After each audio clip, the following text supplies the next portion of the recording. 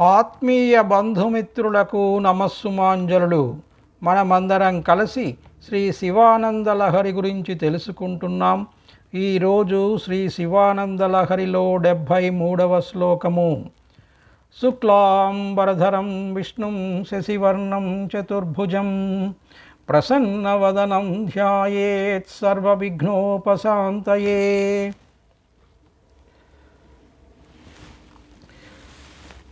శ్రీ శివానందలహరి 73వ శ్లోకము.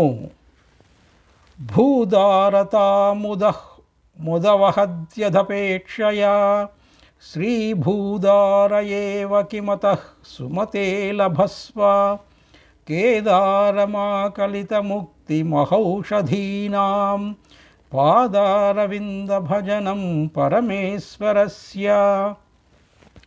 శ్లోకం మరొకసారి. భూదారతాం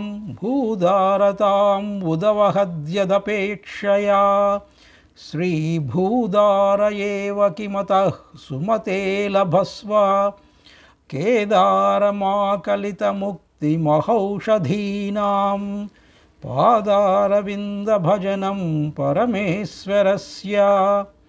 శ్లోకం మరొకసారి. భూదారతాం ఉదవహద్యదపేక్షయా శ్రీభూదారయేవ కిమతః సుమతే లభస్వ కేదారమాకలితముక్తిమహౌషధీనాం పాదారవిందభజనం పరమేశ్వరస్య. అనువాద పద్యము.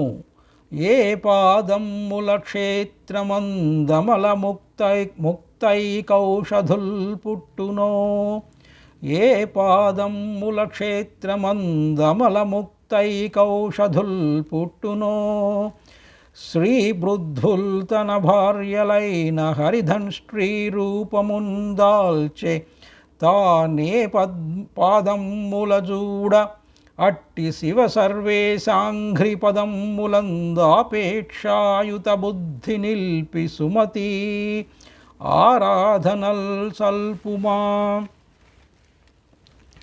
శ్లోకము యొక్క తాత్పర్యము. ఓ సుబుద్ధి, మహావిష్ణువు సైతము శివుని పాద సందర్శనమునకై వరాహ రూపమెత్తి పలు శ్రమల కోర్చినాడు. నీవు కూడా అట్టి శివపాద భజన చేయుము. పంట నేలయందు ఓషధులు ఫలించునట్లు దాని వలన సమస్త ముక్తులు లభించును. శ్లోకము యొక్క వివరణము. ధర్మ విచికిత్స కర్మ విచికిత్స వచ్చినప్పుడు, అంటే ఏది చెయ్యాలో ఏది చెయ్యకూడదో తేల్చుకోలేకపోయినప్పుడు భగవద్గీతలో శ్లోకము ఇలా చెప్పబడింది.